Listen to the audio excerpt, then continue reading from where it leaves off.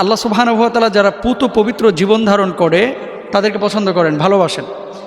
সারাক্ষণ দেখবেন কিছু মানুষ আছে সারাক্ষণ যখনই বসে থাকে আঙ্গুলটাকে মুখের কাছে নিয়ে নখ কাটতে থাকে, এবং এই যে নখ কাটতে কাটতে কাটতে কাটতে একসময় এমন হয় এই লোকদের দেখবেন এই আঙ্গুলে তাকায়া নখ আর খুঁজে পাওয়া যায় না, এই একটু লাগিয়ে রয়েছে পেছনের দিকে, এরকমটা হয়। কিন্তু রাসূল আকরাম সাল্লাল্লাহু আলাইহি ওয়াসাল্লামের ভাষ্য অনুসারে প্রতি সপ্তাহে নখ কাটা এটা হচ্ছে নবীদের একটি সুন্নাহ, নবীরা করতেন, এটা ফিতরাতের একটা অন্তর্ভুক্ত। শরীরের অবান্তর যে পশমগুলো আছে, আপনার বগলের নিচে যে পশম, আপনার বিশেষ অঙ্গের ওপরে নিচে যে সমস্ত পশমগুলো আছে, এগুলো সপ্তাহে কর্তন করা এটা নবীজি সাল্লাল্লাহু আলাইহি ওয়াসাল্লামের সুন্নাহ।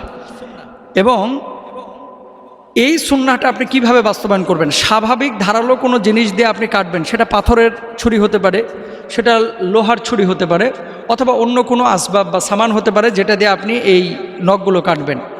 আঙ্গুলে যে নখ হয়, এই নখ যদি কেউ দাঁত দিয়ে কাটে তার ভাগ্য খারাপ হয়ে যাবে, বিষয়টা এরকম না।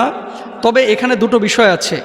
এক নাম্বার হচ্ছে এই আঙ্গুলগুলোর মধ্যে অনেক সময় নাপাকি লেগে থাকে, এই আঙ্গুলগুলোর মধ্যে অনেক সময় অপবিত্র জিনিস ঢুকে থাকে। দুই নাম্বার বিষয় হচ্ছে রাত্রিকালীন সময়ে যারা নখ কাটে বা আঙ্গুল কাটে, আঙ্গুল বলতে ওই যে হাতের নখ যারা কাটে, এই রাত্রিকালীন সময়ে নখ কাটলে নাকি ব্যবসা বাণিজ্যে বরকত চলে যায়, বাড়ির মধ্যে জিন ভূতের আসর হয়, এবং এই নখ যেখানে ফেলা হয় এটা নাকি জিনেরা খায়া ফেলে।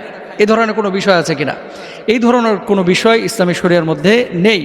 আপনার নখ বড় হয়েছে, রাত্রে কাটেন, দিনে কাটেন, সকালে কাটেন, যখন খুশি আপনি কাটতে পারেন। তবে হ্যাঁ, রাসূল আকরাম সাল্লাল্লাহু আলাইহি ওয়াসাল্লাম এগুলো জুমার আগে কেটে ফেলতেন। তাহলে দিনের বেলা আপনি কাটার চেষ্টা করবেন, রাত্রিকালীন সময়ে আপনি যদি না কাটেন এটাই ভালো, সুন্নাহের অন্তর্ভুক্ত হবে যদি দিনের বেলা আপনি কাটেন।